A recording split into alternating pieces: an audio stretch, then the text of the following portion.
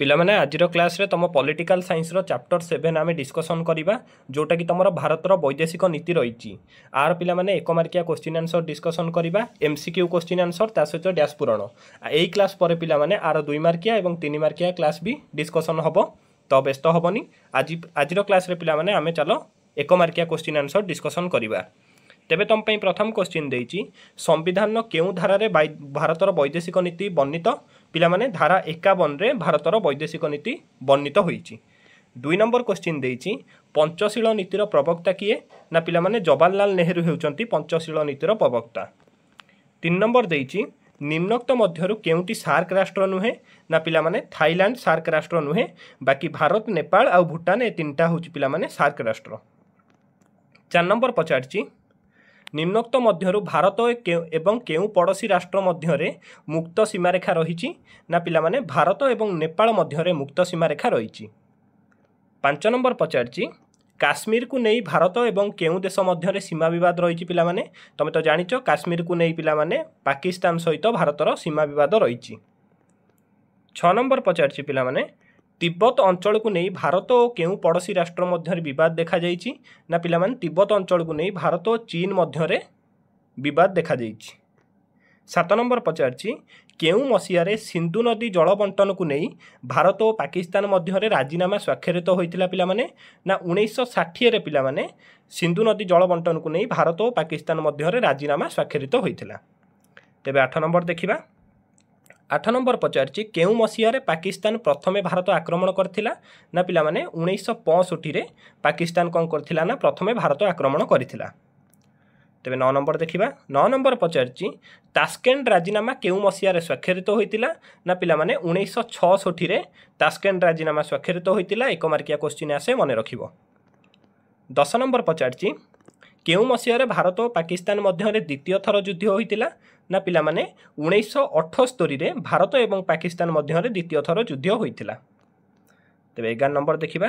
11 number पचारछि सिमला राजीनामा केबे स्वाक्षरित होइतिला most important ना पिला माने 1972 मसीहा रे सिमला राजीनामा स्वाक्षरित होइतिला। 12 नंबर पचारछि निम्नोक्त काहा काहा मध्य सिमला राजीनामा स्वाक्षरित होइतिला भारत चीन भारत श्रीलंका भारत बांग्लादेश ना भारत पाकिस्तान पिला माने काहा काहा मध्य होइतिला ना इंडिया पाकिस्तान मध्य पिला माने सिमला राजीनामा स्वाक्षरित होइतिला। 13 नंबर पचारछि सिमला राजीनामा रे केउ भारतीय प्रधानमंत्री स्वाक्षर करथिले ऑप्शन देछि पंडित नेहरू लाल बहादुर शास्त्री राजीव गांधी ना श्रीमती इंदिरा गांधी। सिमला राजीनामा रे पिला माने भारतर प्रधानमंत्री थिले सेतेबेले किए ना श्रीमती इंदिरा गांधी सीएस पिला माने तांको टाइम रे स्वाक्षर करथिले। तेबे 14 नंबर पचारछि कारगिल युद्ध केउ मसीहा रे होइतिला ना पिला माने 1999 मसीहा रे कारगिल युद्ध होइतिला। पंचशील नीति को आधार करी पिला माने निम्नोक्त केउ केउ देश मध्य केउ देश सहित भारतर संपर्क प्रतिष्ठित पाकिस्तान चीन नेपाल ना भूटान का सहित पिला माने ना चीन सहित भारतर संपर्क प्रतिष्ठित। तेबे 16 नंबर देखिबा। 16 नंबर पचारछि भारतर केउ प्रधानमंत्री दिल्ली रु लाहौर पर्यंत बस रे यात्रा करथिले ना पिला माने अटल बिहारी वाजपेयी दिल्ली रु लाहौर पर्यंत बस जोगे यात्रा करथिले। 17 नंबर पचारछि केउ देश रे शांति प्रतिष्ठा पई भारतर शांति रक्षा बाहिनी जाइथिला ना पिला माने श्रीलंका रे शांति प्रतिष्ठा पई भारतीय शांति रक्षा बाहिनी श्रीलंका जाइथिला। 18 नंबर पचारछि चीन केबे भारत आक्रमण करथिला ना पिला माने 1962 मसीहा रे चीन कोन करथिला ना भारत को आक्रमण करथिला। 19 नंबर पचारछि मैकमोहन रेखा को नहीं केउ केउ देश मध्य सीमा विवाद देखा जाए भारत बांग्लादेश भारत चीन भारत पाकिस्तान ना भारत नेपाल। मैकमोहन लाइन की नहीं पिला माने भारत और चीन मध्य सीमा विवाद देखा जाए। 20 नंबर पचारछि लाहौर घोषणा केउ मसीहा रे होइतिला ना पिला माने 1999 मसीहा रे लाहौर घोषणा होइतिला। तेबे एबे पिला माने शून्य स्थान पूरण देखिबा। शून्य स्थान पूरण ने पचारछि संविधान डैश धारा रे भारतर वैदेशिक नीति वर्णित ना पिला माने धारा 51 रे भारतर वैदेशिक नीति वर्णित। 2 नंबर पचारछि पंचशील नीति भारत एवं डैश मध्य स्वाक्षरित होइतिला ना भारत एवं चीन मध्य स्वाक्षरित होइतिला। 3 नंबर पचारछि पंचशील नीति को आधार करी भारत और चीन मध्य डैश राजीनामा डैश मसीहा रे स्वाक्षरित होइतिला ना पिला माने 1954 मसीहा रे स्वाक्षरित होइतिला। 4 नंबर पचारची डैश मसीह भारतर गोष्ठी निरपेक्ष आंदोलन आरंभ होता इंपोर्टाट अच्छी 1961 मसीह पिला माने गोष्ठी निरपेक्ष आंदोलन आरंभ होता। 5 नंबर पचारची भारतर प्रधानमंत्री डैश को नेतृत्व में गोष्ठी निरपेक्ष आंदोलन होता ना पिला माने पंडित जवाहरलाल नेहरू को नेतृत्व में गोष्ठी निरपेक्ष आंदोलन होता। 6 नंबर पचारची डैश मसीह सिंधु नदी जल बंटन को नहीं भारत पाकिस्तान मध्य संधि स्वाक्षरित होता ना 1961 मसीह पिला माने सिंधु जल बंटन को नहीं भारत पाकिस्तान मध्य संधि स्वाक्षरित होता। 7 नंबर पचारची डैश मसीह भारत पाकिस्तान सॉरी पिला माने डैश मसीह पाकिस्तान प्रथमे भारत आक्रमण करथिला ना 1965 मसीह पाकिस्तान कौन करथिला ना प्रथमे भारत आक्रमण करथिला। 8 नंबर देइछि 1966 मसीहा जनवरी 10 तारिख रे भारत और पाकिस्तान मध्य डैश राजीनामा स्वाक्षरित होइतिला ना पिला माने तास्केंट राजीनामा स्वाक्षरित होइतिला। एटा इंपोर्टेंट अछि। तास्केंट राजीनामा पिला माने केबे होइतिला ना 1966 मसीहा जनवरी 10 तारिख रे काहा काहा मध्य रे ना भारत और पाकिस्तान मध्य रे मने रखिबो। तेबे 9 नंबर पचारछि डैश मसीह भारत पाकिस्तान मध्य द्वितीय थर युद्ध होइतिला ना 1971 मसीह भारत और पाकिस्तान मध्य द्वितीय थर युद्ध होइतिला। 10 नंबर पचारछि डैश मसीह भारत पाकिस्तान मध्य सिमला राजीनामा स्वाक्षरित होइतिला ना 1972 मसीह सिमला राजीनामा स्वाक्षरित होइतिला से क्या क्या मध्य ना भारत और पाकिस्तान मध्य एटा भी मन रखिबो।